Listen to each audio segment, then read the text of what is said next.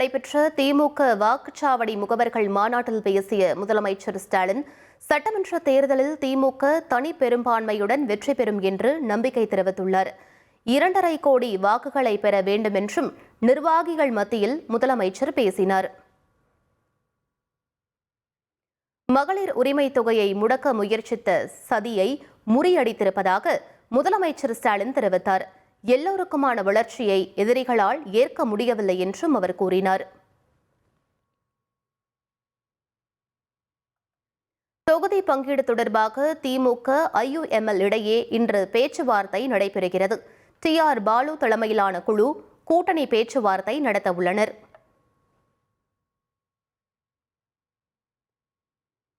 முன்னாள் முதலமைச்சர் O பன்னீர்செல்வம் திமுக கூட்டணியில் இணைய இருப்பதாக தகவல் வெளியாகியுள்ளது. அடுத்த 2 நாட்களில் அதிகாரப்பூர்வ அறிவிப்பு வெளியாகும் என்றும் கூறப்படுகிறது. கூட்டணியில் ஒற்றுமையும் நோக்கமும் முக்கியம் என்று மக்கள் நீதி மய்யம் தலைவர் கமல்ஹாசன் தெரிவித்துள்ளார். திமுக கூட்டணியில் OPS இணைவாரா என்ற கேள்விக்கு அனைவரும் வருக என அவர் பதிலளித்துள்ளார். சட்டமன்ற தேர்தலில் நாம் தமிழர் கட்சி சார்பில் 234 தொகுதிகளிலும் போட்டியிடும் வேட்பாளர்கள் அறிவிக்கப்பட்டுள்ளனர். திருச்சியில் நடைபெற்ற மாநாட்டில் ஒரே மேடையில் 234 வேட்பாளர்களையும் சீமான் அறிமுகம் செய்து வைத்தார். நாம் தமிழர் கட்சியின் தலைமை ஒருங்கிணைப்பாளர் சீமான் காரைக்குடி தொகுதியில் போட்டியிடுகிறார். எந்த அரசியல் கட்சியுடனும் பேரம் பேசாமல் மக்களை நம்பி தனித்து நிற்பதாக அவர் கூறினார். சட்டமன்ற தேர்தல் பணிகளுக்காக தாவேகாவில் தேர்தல் கண்காணிப்பாளர்களை நியமித்து விஜய் அறிவிப்பு வெளியிட்டுள்ளார். தேர்தல் முதன்மை கண்காணிப்பாளர்களாக N ஆனந்த், செங்கோட்டையன், ஆதவ் அர்ஜுனா ஆகியோர் நியமிக்கப்பட்டுள்ளனர். இந்தியா பிரேசில் இடையே கனிம வள ஒப்பந்தம் கையெழுத்தாகியுள்ளது. டெல்லியில் பிரதமர் மோடி மற்றும் பிரேசில் அதிபர் லுலா டா சில்வா முன்னிலையில் ஒப்பந்தங்கள் கையெழுத்தாகின. தொழில்நுட்பம் அனைவரையும் உள்ளடக்கியதாக இருக்க வேண்டும் என்று பிரேசில் அதிபருடனான பேச்சுவார்த்தைக்கு பிறகு பிரதமர் மோடி கருத்து தெரிவித்தார். சொந்த நாணயத்தில் இரு நாடுகளுக்கு இடையே வர்த்தகம் வேண்டும் என்று பிரேசில் அதிபர் லுலா கூறினார்.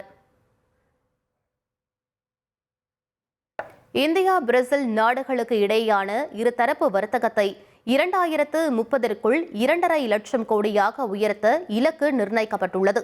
டெல்லியில் பிரதமர் மோடி, பிரேசில் அதிபர் லூயிஸ் இனாசியோ இடையேயான சந்திப்பு குறித்து பிரேசில் வெளியுறவு அமைச்சகம் அறிக்கை வெளியிட்டுள்ளது. ஆபரண தங்கம் விலை சவரனுக்கு 2080 ரூபாய் அதிகரித்துள்ளது. ஒரு சவரன் தங்கம் 1,17,440 ரூபாய்க்கும், 1 கிராம் தங்கம் 14,680 ரூபாய்க்கும் விற்பனையாகி வருகிறது. வெள்ளி விலை கிலோவிற்கு 20,000 ரூபாய் அதிகரித்துள்ளது. 1 கிலோ வெள்ளி 2,90,000 ரூபாய்க்கு விற்பனையாகி வருகிறது.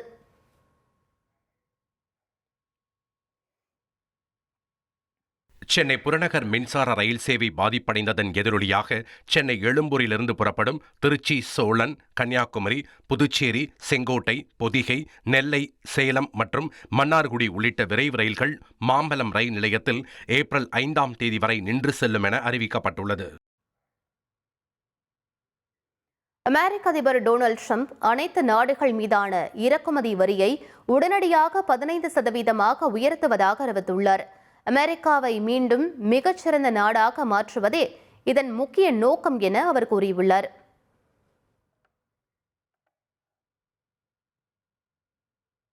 இந்தியா உள்ளிட்ட நாடுகளுக்கு எதிராக விதிக்கப்பட்ட வரியை அமெரிக்க உச்சநீதிமன்றம் 6:3 என்ற விகிதத்தில் ரத்து செய்தது.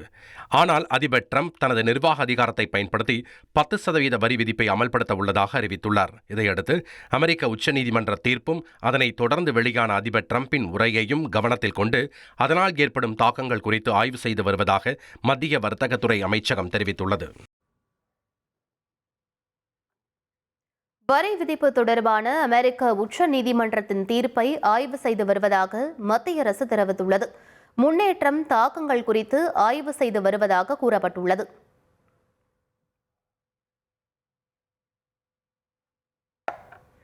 அமெரிக்காவை மீண்டும் மிகச்சிறந்த நாடாக மாற்ற உச்சநீதிமன்ற நீதிபதிகள் விரும்புவதாக ட்ரம்ப் குறிப்பிட்டுள்ளார். அமெரிக்க உச்ச நீதிமன்றத்தின் அண்மைய தீர்ப்புகளை தொடர்ந்து ட்ரம்ப் தனது வலைதளத்தில் நீதிபதிகளை பாராட்டி பதிவிட்டுள்ளார். ரஷ்யாவுடனான போரை முடிவுக்கு கொண்டுவரும் அமைதி ஒப்பந்தத்திற்கு யுக்ரைன் தடையாக இருக்காது என அதிபர் ஜெலன்ஸ்கி அறிவித்துள்ளார். ரஷ்ய எண்ணெய் போக்குவரத்திற்கு முட்டுக்கட்டை போட வேண்டும் என ஐரோப்பாவிற்கு அவர் வேண்டுகோள் விடுத்துள்ளார்.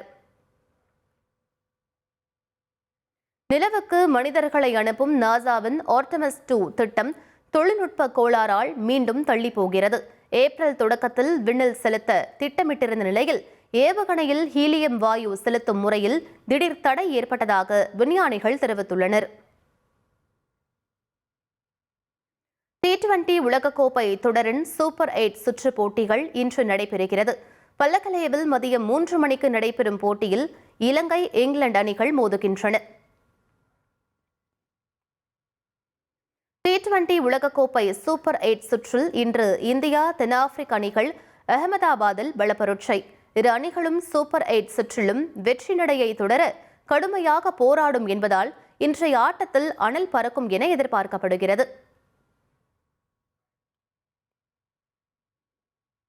T20 உலகக்கோப்பை சூப்பர் 8 சுற்றில் நியூசிலாந்து, பாகிஸ்தான் இடையே நடைபெற இருந்த போட்டி மழை காரணமாக கைவிடப்பட்டது. டாஸ் மட்டும் போடப்பட்ட நிலையில் மழை தொடர்ந்ததால் ஒரு பந்து கூட வீசப்படாமல் போட்டி ரத்தானது. துபாய் டென்னிஸ் தொடரின் இறுதிப் போட்டியில் அமெரிக்க டென்னிஸ் நட்சத்திரம் ஜெசிகா பெகுலா சாம்பியன் பட்டம் வென்றார். யுக்ரைனின் எலினாவை 6-2, 6-4 என்ற நேர் செட் கணக்கில் வீழ்த்தி அசத்தினார். பிரதமர் மோடி நாட்டு மக்களுடன் உரையாடும் மனதின் குரல் நிகழ்ச்சியின் 131வது பகுதி இன்று காலை 11 மணிக்கு ஒளிபரப்பாகிறது. தமிழ்நாடு, புதுச்சேரி உள்ளிட்ட 5 மாநில சட்டமன்ற தேர்தல் அறிவிப்பு விரைவில் வெளியாக உள்ள நிலையில் பிரதமரின் உரைக்கு மிகுந்த எதிர்பார்ப்பு எழுந்துள்ளது.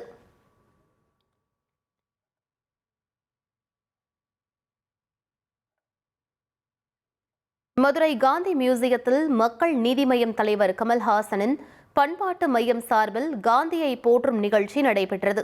நிகழ்ச்சியில் முதலமைச்சர் ஸ்டாலின் உட்பட திமுக கூட்டணி கட்சி தலைவர்கள் ஒரே மேடையில் தோன்றினர். ரூபாய் நோட்டிலிருந்து காந்தியின் படத்தை பாஜக அரசு எடுத்துவிடும் என்று முதலமைச்சர் ஸ்டாலின் தெரிவித்துள்ளார். காந்திய கொள்கையை பாஜக அரசு அழிக்க துடிப்பதாகவும் அவர் விமர்சித்துள்ளார். மதுரையில் மார்ச் 1ஆம் தேதி பிரதமர் மோடி பங்கேற்கும் மாநாட்டிற்கான ஏற்பாடுகள் தீவிரமாக நடைபெற்று வருகின்றன. மேடை மற்றும் பந்தல் அமைக்கும் பணிகள் மும்முரமாக நடைபெறுகிறது.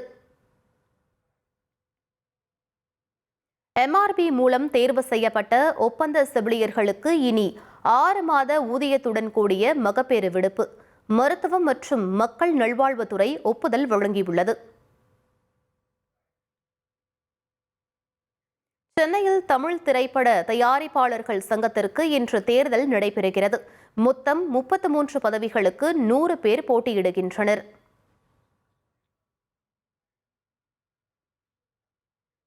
தீவிரவாத அமைப்புகளுக்கு ஆதரவாக சமூக வலைதளத்தில் கருத்து பதிவிட்டதாக திருப்பூரில் 6 பேரை கியூ பிரிவு போலீசார் கைது செய்தனர். கைதானவர்கள் வங்கதேசத்தைச் சேர்ந்தவர்கள் என்று கூறப்படும் நிலையில் அவர்களிடமிருந்து 8 செல்போன்கள், 16 சிம் கார்டுகள் பறிமுதல் செய்யப்பட்டுள்ளன. புதுக்கோட்டையிலிருந்து இலங்கைக்கு கடத்த முயற்சித்த 9 கோடி ரூபாய் மதிப்பிலான போதைப் பொருட்கள் பறிமுதல் செய்யப்பட்டுள்ளன. 4 பேரை கைது செய்து போலீசார் விசாரணை மேற்கொண்டு வருகின்றனர்.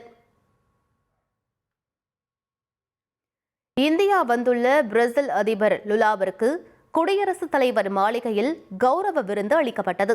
ஒரு உண்மையான நண்பரை மீண்டும் வரவேற்பதில் மட்டற்ற மகிழ்ச்சி என ஜனாதிபதி திரௌபதி முர்மு தெரிவித்துள்ளார். கல்வி ஒரு நாட்டின் தலையெழுத்தையே மாற்றும் என்பதற்கு இந்திய ஜனாதிபதி திரௌபதி முர்முவின் வளர்ச்சி ஒரு உதாரணம். குடியரசுத் தலைவர் மாளிகையில் நடைபெற்ற விருந்தோம்பல் நிகழ்ச்சியில் பேசிய பிரேசில் அதிபர் புகழாரம் சூட்டியுள்ளார்.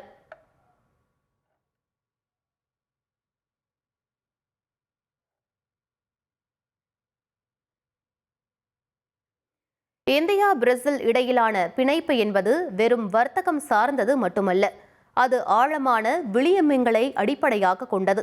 இருதரப்பு வர்த்தக ஒப்பந்தம் குறித்து மத்திய அமைச்சர் பியூஷ் கோயல் கருத்து தெரிவித்துள்ளார். நாடு முழுவதும் உரிய அங்கீகாரமின்றி செயல்படும் 32 கல்வி நிறுவனங்களை போலி என பல்கலைக்கழக மானியக் குழு அறிவித்துள்ளது. போலி என அறிவிக்கப்பட்ட கல்வி நிறுவனங்கள் வழங்கும் சான்றிதழ்கள் செல்லாது எனவும் தெரிவிக்கப்பட்டுள்ளது. டெல்லி ஏஐ மாநாட்டில் சட்டைகளை கலற்றி காங்கிரஸ் நிர்வாகிகள் போராட்டம் நடத்திய சம்பவம். கைது செய்யப்பட்ட இளைஞர் காங்கிரஸ் நிர்வாகிகள் 4 பேருக்கு 5 நாட்கள் நீதிமன்ற காவல் வழங்கியது டெல்லி பாட்டியாலா நீதிமன்றம். மத்திய பிரதேசத்தில் காங்கிரசுக்கு எதிராக பாஜகவினர் நடத்திய போராட்டத்தில் பயங்கர மோதல் வெடித்தது. இரு தரப்பினரும் ஒருவரை ஒருவர் கற்கள் மற்றும் பாட்டில்களால் தாக்கிக் கொண்டதால் பரபரப்பு நிலவியது. டெல்லி காங்கிரஸ் போராட்டத்தை கண்டித்து உத்தரப்பிரதேச மாநிலம் ஆக்ராவிலும் பாஜகவினர் போராட்டத்தில் ஈடுபட்டனர். போராட்டத்தில் ராகுல் காந்தியின் உருவப்படங்களை எரித்ததால் போராட்டக்காரர்களுக்கும் போலீசாருக்கும் இடையே தள்ளுமுள்ளு ஏற்பட்டது. பனிப்புயல் எச்சரிக்கையை தொடர்ந்து அமெரிக்காவின் நியூஜெர்சி மாகாணத்தில் அவசர நிலை பிரகடனம் அமல்படுத்தப்பட்டுள்ளது. நியூஜெர்சியில் 10 முதல் 24 அங்குலம் வரை பனிப்பொழிவு இருக்கலாம் என கணிக்கப்பட்டுள்ள நிலையில் இந்த அறிவிப்பு வெளியிடப்பட்டுள்ளது. ஆஸ்திரேலிய மகளிர் அணிக்கு எதிரான கடைசி T20 போட்டியில் இந்திய மகளிர் அணி 17 ரன்கள் வித்தியாசத்தில் வெற்றி பெற்றது. 10 ஆண்டுகளுக்கு பிறகு ஆஸ்திரேலிய மண்ணில் T20 தொடரை 2-1 என்ற கணக்கில் கைப்பற்றி இந்தியா வரலாறு படைத்துள்ளது. சென்னை சூப்பர் கிங்ஸ் அணியின் கேப்டனாக ருத்துராஜ் கேக்வாட் தொடருவார் என்று அணியின் தலைமை செயல் அதிகாரி காஸ்வி விஸ்வநாதன் தெரிவித்துள்ளார். திருவாரூரில் செய்தியாளர்களிடம் பேசிய அவர், விக்கெட் கீப்பராக தோனி தொடர்வாரா என்பதை கேப்டனும் பயிற்சியாளரும் முடிவு செய்வார்கள் என்று கூறினார். ஒலிம்பிக்கில் முதல் முறையாக அறிமுகப்படுத்தப்பட்ட ஸ்கீமோ கலப்பு தொடர் ஓட்டத்தில் பிரான்ஸ் தங்கம் வென்று வரலாறு படைத்தது. உலக சாம்பியன்களான எமிலி மற்றும் திபோல்ட் இணை 26 நிமிடம் 57 வினாடிகளில் இலக்கை எட்டி முதலிடம் பிடித்தனர்.